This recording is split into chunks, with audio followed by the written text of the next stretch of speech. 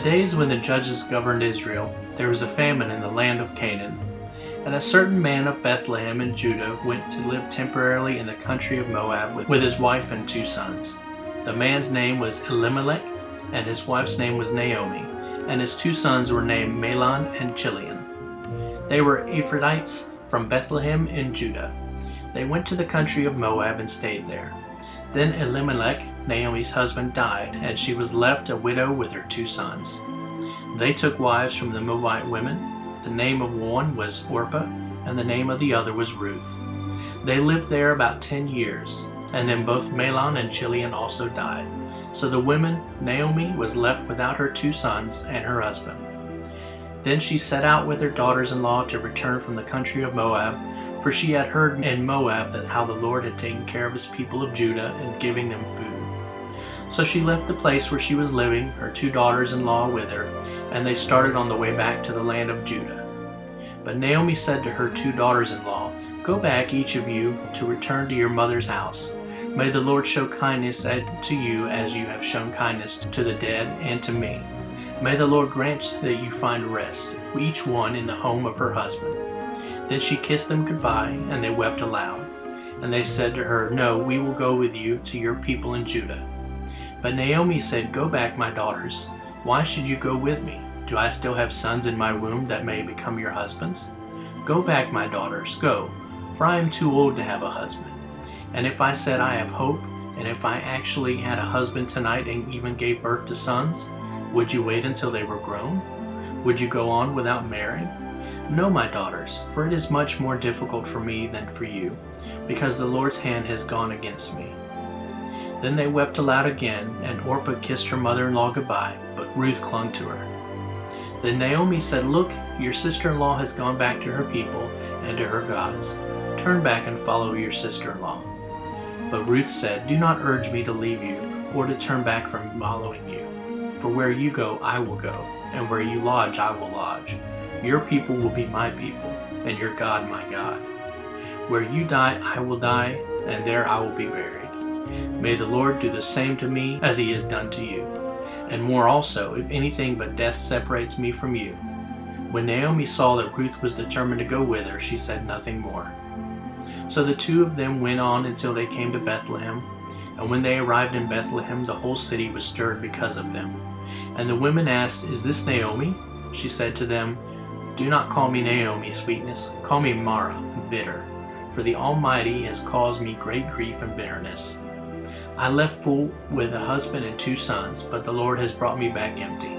Why call me Naomi, since the Lord has testified against me and the Almighty has afflicted me?" So Naomi returned from the country of Moab, and with her Ruth the Moabitess and her daughter-in-law. And they arrived in Bethlehem at the beginning of the barley harvest. Now Naomi had a relative of her husband, a man of great wealth and influence from the family of Elimelech, whose name was Boaz. And Ruth the Moabitess said to Naomi, "Please let me go to the field and glean among the ears of grain after one of the reapers, in whose sight I may find favor." Naomi said to her, "Go, my daughter." So Ruth went and picked up the leftover grain in a field after the reapers, and she happened to stop at the plot of land belonging to Boaz, who was of the family of Elimelech.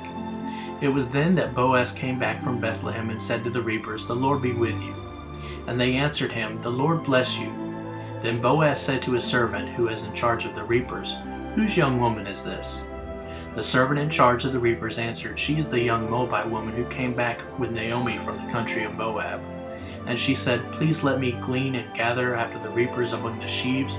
So she came and has continued gathering grain from early morning until now, except when she sat resting for a little while in the field house. Then Boaz said to Ruth, "Listen carefully, my daughter. Do not go to glean in another field or leave this one, but stay here close by my maids. Watch which field they reap and follow behind them. I have commanded the servants not to touch you, but when you are thirsty, go to the water jars and drink from whatever the servants draw." Then she kneeled face downward, bowing to the ground, and said to him, "Why have I found favor in your eyes, that you should notice me when I am a foreigner?"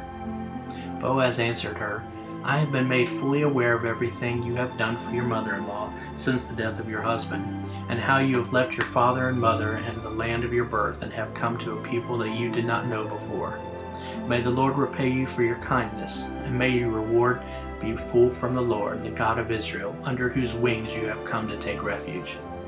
Then she said, "Let me find favor in your sight, my lord, for you have comforted me and have spoken kindly to your maidservant, though I am not as one of your maidservants."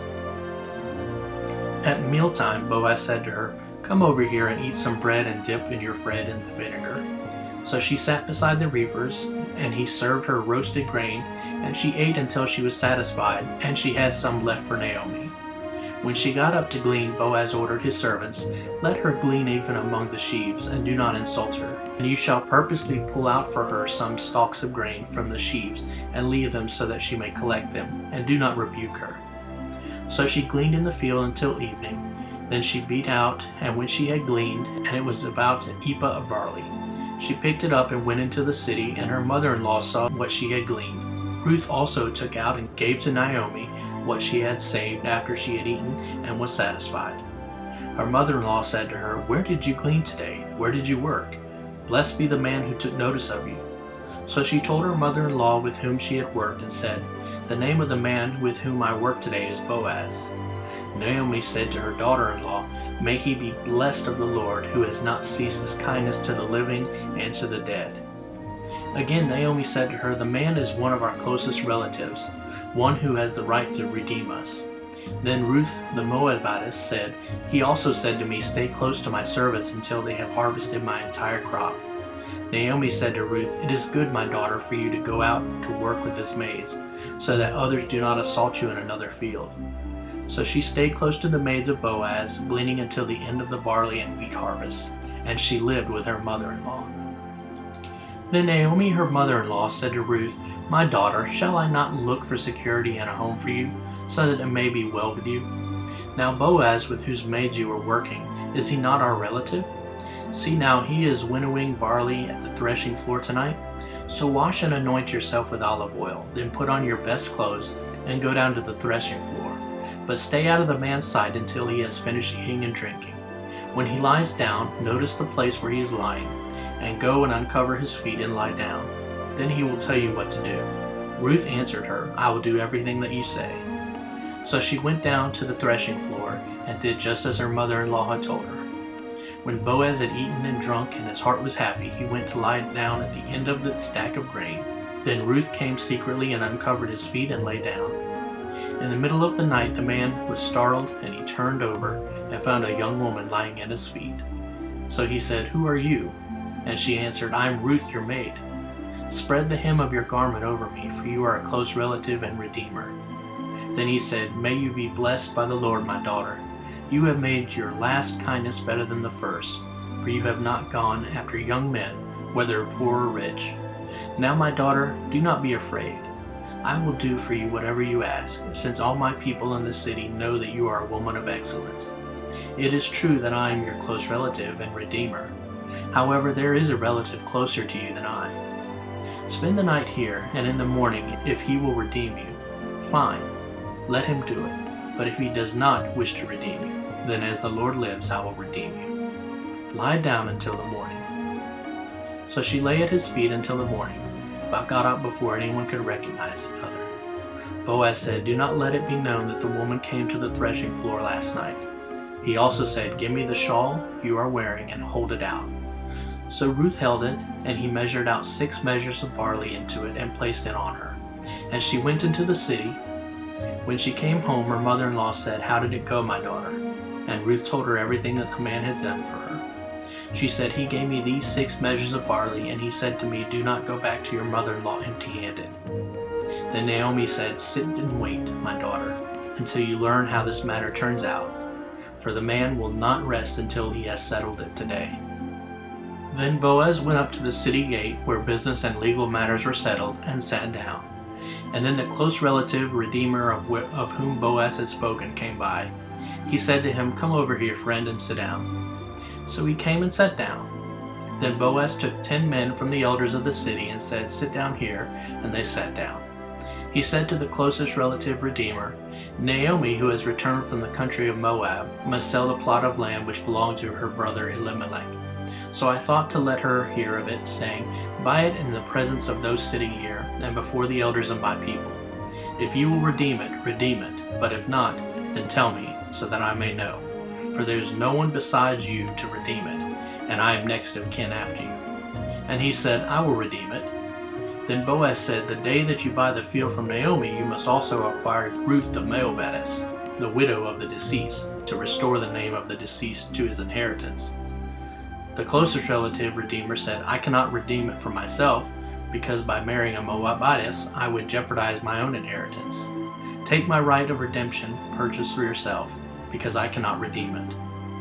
Now formerly in Israel, this was the custom concerning redeeming and exchanging property.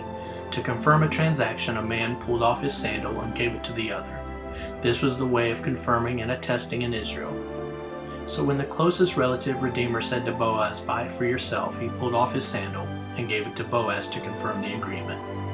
Then Boaz said to the elders and to all the people, you are witnesses this day that I have bought everything that was Elimelech's and everything that was Chilion's and Mahlon's from the hand of Naomi. I have also acquired Ruth the Moabitess, the widow of Mahlon, to be wife to restore the name of the deceased to his inheritance, so that the name of the deceased will not be cut off from his brothers or from the gate of his birthplace. You are witnesses today. All the people at the gate and the elders said, we are witnesses. May the Lord make the woman who is coming into your house like Rachel and Leah, the two who built the household of Israel. May you achieve wealth and power in Ephrathah and become famous in Bethlehem. Further, may your house be like the house of Perez, whom Tamar bore to Judah, because of the offspring which the Lord will give you by this young woman. So Boaz took Ruth, and she became his wife. And he went in to her, and the Lord enabled her to conceive, and she gave birth to a son. Then the woman said to Naomi, blessed is the Lord, who has not left you without a redeemer, a grandson as heir today. And may his name become famous in Israel. May he also be to you one who restores life and sustains your old age.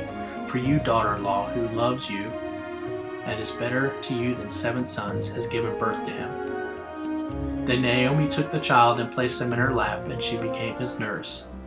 The neighbor women gave him a name, saying, a grandson has been born to Naomi. They named him Obed, worshipper. He is the father of Jesse, the father of David, the ancestor of Jesus Christ. Now these are the descendants of Perez. Perez the father of Hezron. Hezron the father of Ram. Ram the father of Amminadab. Amminadab the father of Nahshon. Nahshon the father of Salmon. Salmon the father of Boaz. Boaz the father of Obed.